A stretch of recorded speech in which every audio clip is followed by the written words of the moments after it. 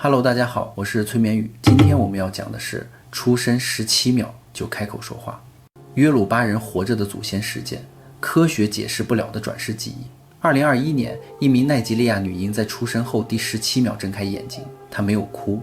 而是用一种早已灭绝的王室语言说出一位19世纪国王的自称头衔。医院里只有一位72岁的助产士听懂了那句话，因为那是写在历史脚注里早该消失的名字。更可怕的是，这不是第一起案例。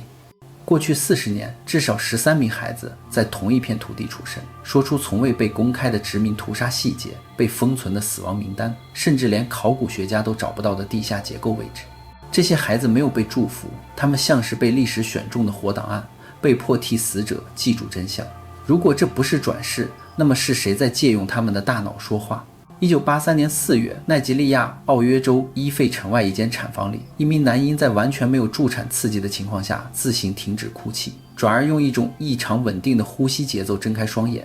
当值助产士阿比奥拉通德在当天的记录中写下了一句后来被反复引用的备注：孩子的眼神不像第一次来到世界。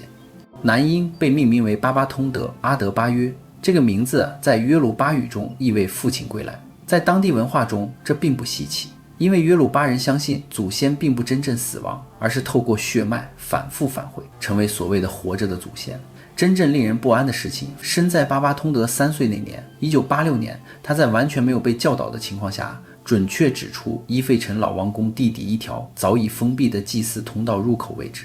该入口在1954年因英殖民政府整修工程被水泥永久封死，而这条通道只存在于份由英国考古学家弗兰克·威尔金森于1937年绘制。未公开的私人测绘草图中，当地长老起初以为这只是巧合，直到巴巴通德开始连续说出一些无法用巧合解释的细节。他能准确描述1948年雨季期间王宫东侧神庙坍塌时的气味，形容那是一种混合了湿土、棕榈油与腐木的味道。而这与当年参与抢修的工匠伊萨卡奥鲁瓦托因在2002年接受拉克斯大学访谈时的描述完全一致。更诡异的是，巴巴通德在1987年夜里高烧不退时，反复用古老的约鲁巴王室方言低声背诵一段被认为失传的祭词。这段祭词后来被比对发现，仅存在于1892年由德国民族学家利奥·弗罗贝尼乌斯手抄的一份未出版笔记中，而该笔记直到2009年才被数字化。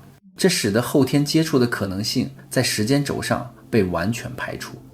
1991年，巴巴通德7岁，他第一次清楚地说出一句让家族陷入长期恐惧的话：我不是记得前世，我是被迫带着他活着。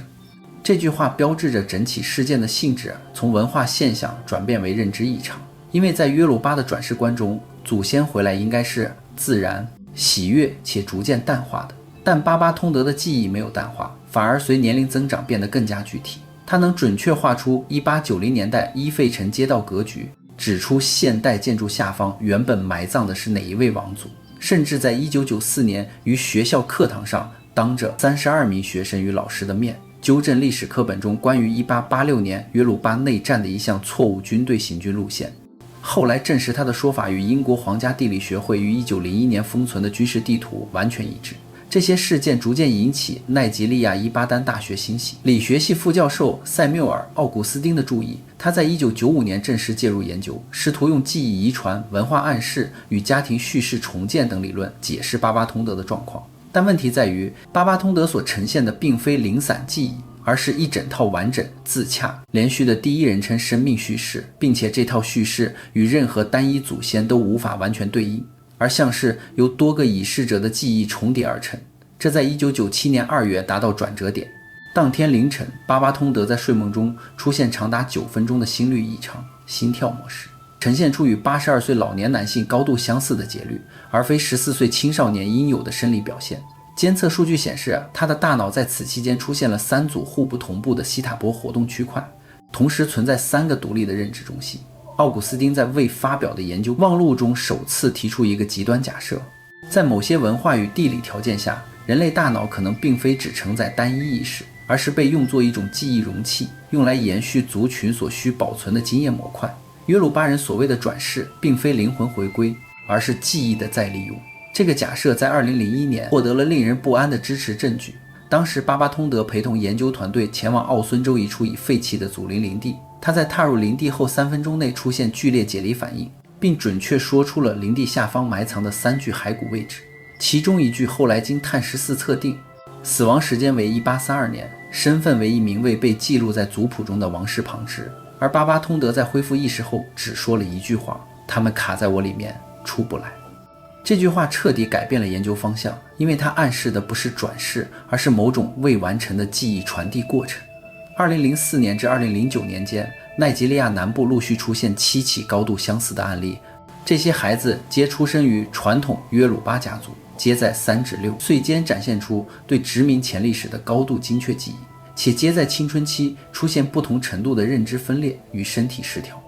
拉各斯教学医院在2008年的一份内部会议记录中首次将此现象命名为跨世代记忆滞留症候群，并注意到一个共通点：所有案例的家族在19世纪末至20世纪初都曾参与或间接目击过一场涉及背叛、暴力或未被平反的集体事件，这使得整件事逐渐偏离灵性范畴，转而指向一个更令人不安的结论：如果约鲁巴人的祖先活着，那并不是因为他们被祝福，而是因为某些记忆在历史断裂中无处安放，只能寄生在尚未成型的意识之中，成为一种被迫延续的历史负债。巴巴通德在2012年最后一次接受访谈时，已经出现明显的自我认同崩解，他分不清自己是谁，也无法确定哪些记忆属于自己，哪些只是被存放在他体内的残影。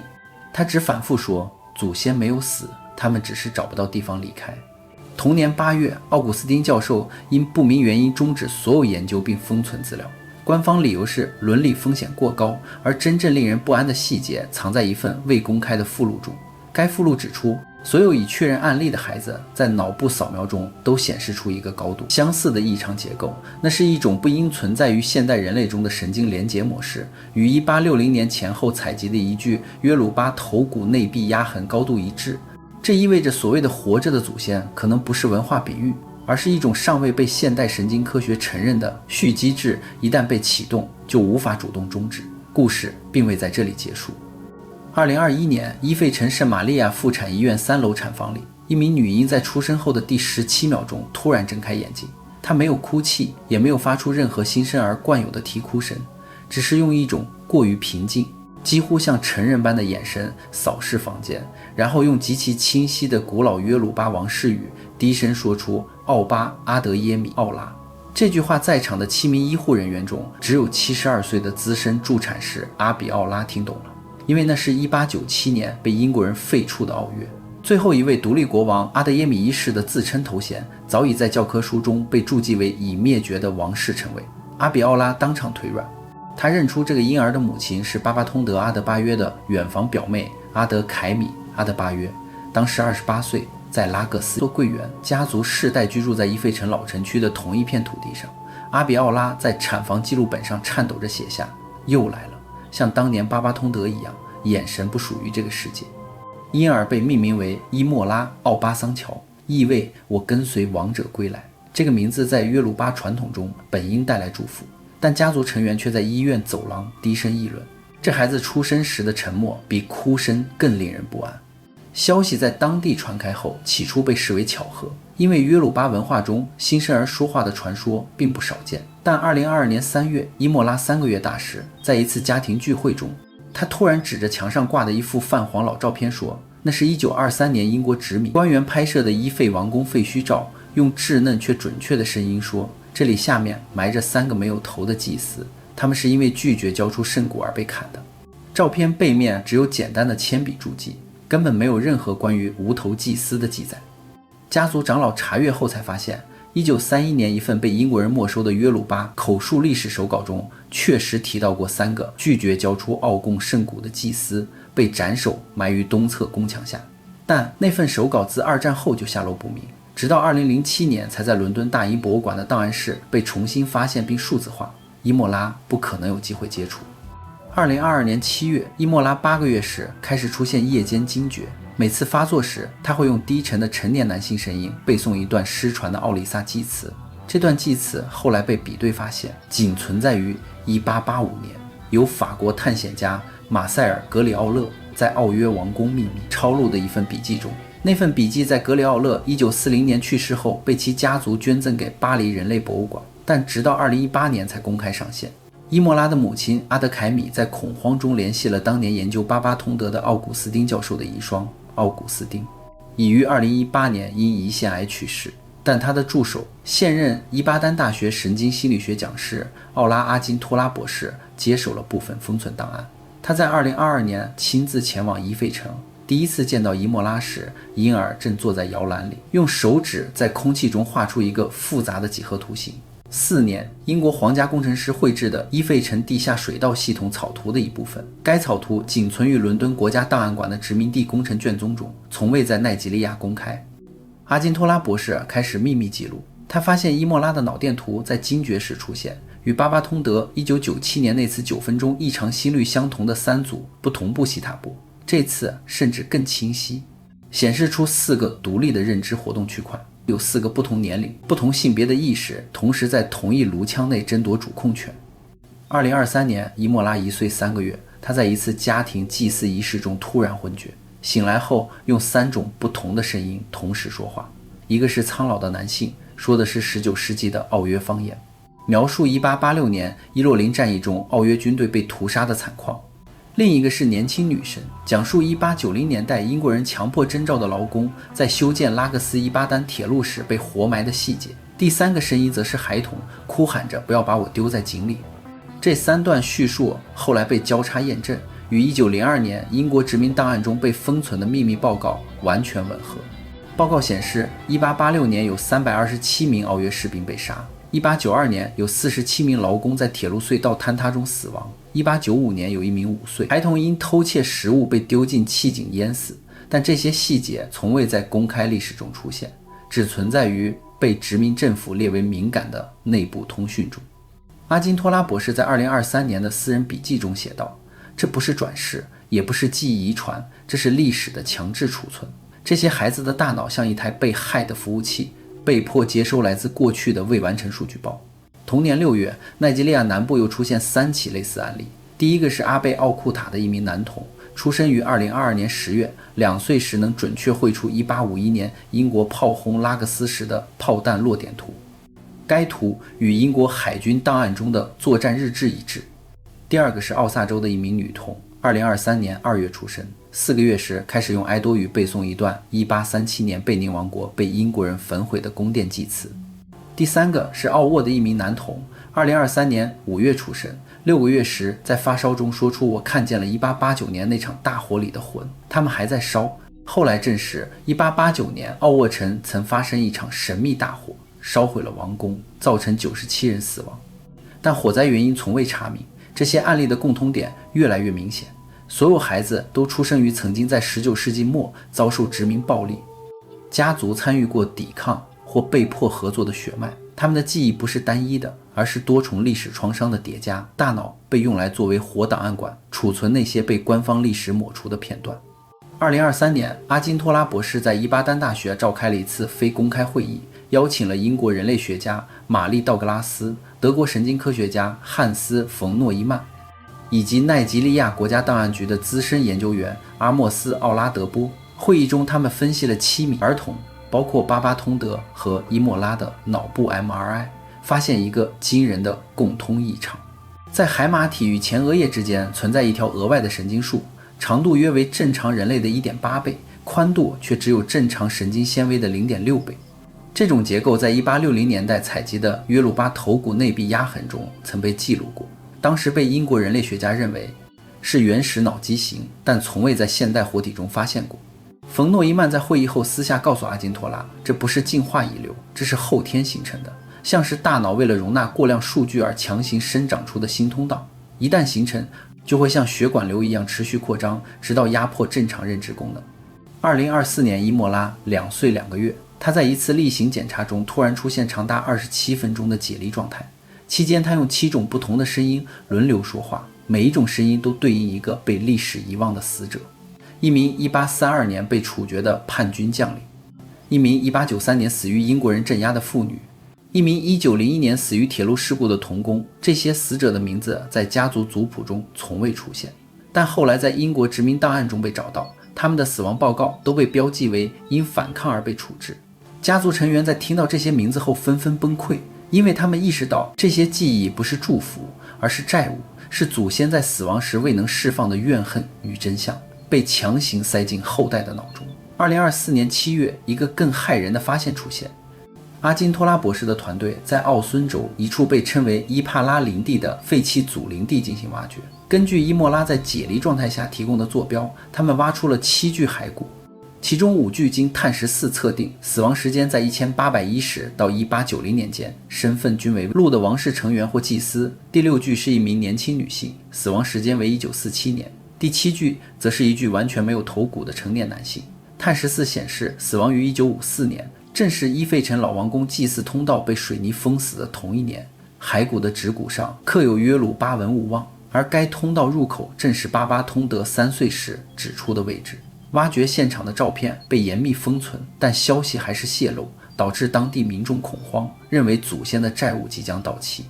2024年，伊莫拉3岁，他在睡梦中突然坐起，用巴巴通德2012年最后一次访谈时相同的语调说：“他们不是要回来，他们是要离开，但我们不让他们走。”这句话让阿金托拉博士彻底崩溃。他在当晚的录音中哭泣着说：“我们以为是记忆寄生，实际上是我们在寄生他们的记忆。我们的历史书写权建立在他们的沉默之上。一旦他们开始说话，我们的整个现实就会崩塌。” 2025年，奈及利亚政府终于介入，成立了一个由卫生部、神经科学家和传统领袖组成的联合调查组，代号奥里萨档案。表面上是为了保护儿童心理健康，实际上是为了控制信息流。因为到此时，已有13名儿童被确认患有跨世代记忆滞留症候群，年龄从新生儿到18岁。他们的症状越来越同步，每逢月圆之夜，他们会同时进入解离状态，集体背诵一段相同的祭词。这段祭词后来被解译为一则古老的警告。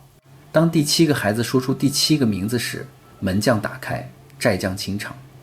2025年8月，第7个孩子出现了。他出生于伊巴丹市郊的一个小村庄，母亲是巴巴通德阿德巴约的侄女。当晚11点47分，他在产房睁开眼，说出的第一句话是：“我是最后一个。”他的名字被家族长老强行改为奥拉伊帕拉，意为林地的最后守护者。2025年月圆之夜，13名儿童同时进入解离状态，他们的脑电图显示出完全同步的西塔波活动，像是一台巨型神经网络被激活。阿金托拉博士在监测室看着一幕，第一次听到他们用同一种声音说：“我们要离开了，但你们必须记得。”那一刻，伊费城老王宫地底封死的通道突然传出低沉的敲击声，像是有人从里面试图打开水泥门，声音持续了整整7分钟，然后戛然而止。之后，伊莫拉奥巴桑乔在家中安静地睁开眼睛，他不再说话，也不再发作，他只是看着母亲，眼神平静得像一潭深水。母亲问他：“你还好吗？”他第一次用自己的声音回答：“我好了，他们走了。”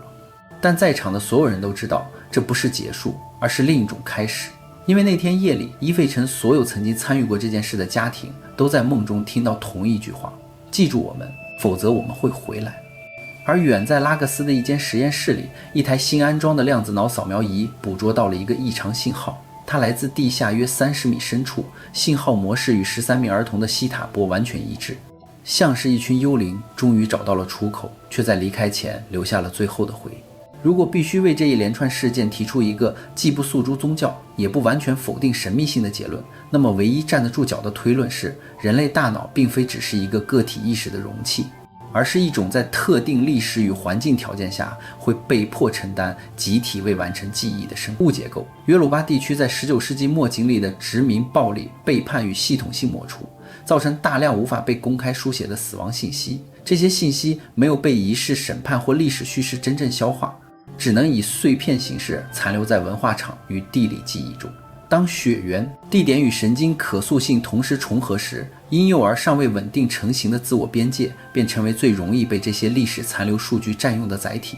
所谓转世，并非灵魂回归，而是大脑在极端压力下发展出的备源储存机制，用来保存那些一旦消失就会彻底抹平的真相。而当这些记忆被完整读出，它们便失去继续寄生的必要性。于是症状终止，孩子沉默，看似一切恢复正常，但真正令人不安的是，那台在地下30米处被量子扫描仪捕捉到的同步信号，暗示这些记忆并未消散，而是转移到了另一个更稳定的载体中，或许是地质，或许是某种尚未被定义的集体神经场。这意味着人类真正需要面对的问题，并不是孩子为何会记得，而是当一个社会选择遗忘时，这些记忆究竟会用什么方式逼迫我们再次想起。